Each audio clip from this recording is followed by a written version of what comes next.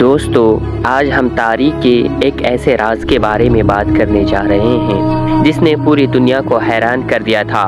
یہ کہانی ہے ایک بہادر خاتون پائلٹ کی جس کا نام تھا ایمیلیا ایئرہارٹ۔ وہ دنیا کی سب سے مشہور خاتون پائلٹوں میں شمار کی جاتی تھی، لیکن ایک دن ایسا آیا جب وہ اپنے جہاز کے ساتھ آسمان میں گئی اور پھر کبھی واپس نہیں آئی۔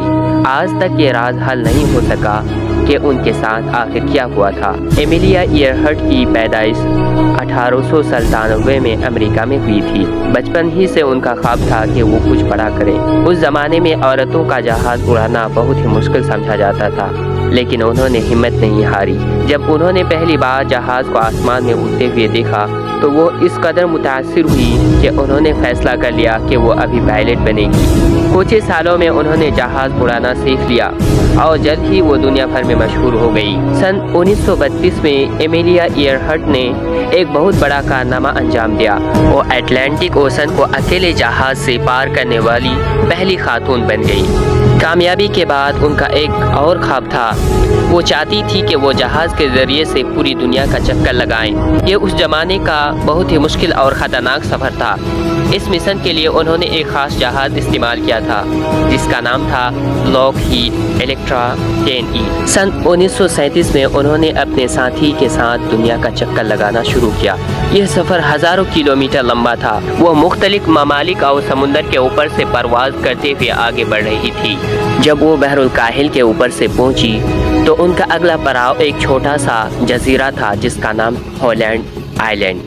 یہ جزیرہ بہت چھوٹا تھا اور اسے تلاش کرنا بھی آسان نہیں تھا۔ اسی دوران اچانک اس کا ریڈیو رابطہ کمزور ہونے لگا۔ انہوں نے آخری پیغام دیا کہ ہمارا ایندھن کم ہو رہا ہے اور ہمیں جزیرہ نظر نہیں آ رہا ہے۔ اس کے بعد ان کا رابطہ ہمیشہ کے لیے ختم ہو گیا۔ جب ایمیلیا ایئرہارٹ کا رابطہ ختم ہو گیا تو امریکہ میں تشویش پھیل گئی۔ امریکہ نے فوری طور پر ایک بہت بڑی تلاش شروع کی۔ اس تلاش میں شامل تھے بحری جہاز، ہوائی جہاز، ہزاروں فوجی، سمندر کے ماہرین۔ یہ اس زمانے کی سب سے بڑی سرچ آپریشن میں ایک تھا۔ ہفتوں تک تلاش جاری رہی۔ سمندر کے ہزاروں کلومیٹر علاقوں کو کھنگالا گیا، لیکن حیران کی بات یہ ہے کہ نہ جہاز ملا، نہ کوئی سامان، نہ کوئی واضح نشان۔ گویا وہ اچانک دنیا سے غائب ہو گئی۔ وقت کے ساتھ ساتھ اس واقعہ کے بارے میں کئی نظریات سامنے آئے۔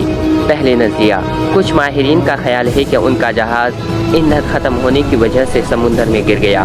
بحر الکاہل بہت وسیع ہے، اس لیے ممکن ہے کہ جہاز سمندر کی گہرائی میں چلا گیا ہو۔ دوسرا نظریہ، کچھ لوگوں کا خیال ہے کہ وہ کسی سنسان جزیرے پر اتر گئی۔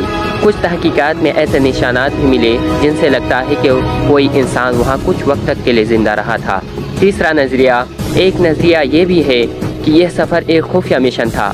کچھ لوگ کہتے ہیں کہ انہیں جاسوسی کے دوران پکڑ لیا گیا، لیکن اس بات کا کوئی مضبوط ثبوت نہیں ملتا۔ اتنے سال گزرنے کے بعد بھی ایمیلیا ایئرہارٹ کی گمشدگی کا راز حل نہیں ہوا۔ دنیا بھر کے محققین اور ماہرین آج بھی اس واقعے کی تحقیق کر رہے ہیں۔ یہ کہانی ہمیں ہمت اور خوابوں کی طاقت کے بارے میں بتاتی ہے۔ ایک بہادر خاتون تھی جنہوں نے اپنے خواب کے لیے ہر خطرہ قبول کیا۔ اگرچہ وہ آج ہمارے درمیان نہیں ہے، لیکن ان کا نام ہمیشہ تاریخ کے پنوں میں زندہ رہے گا۔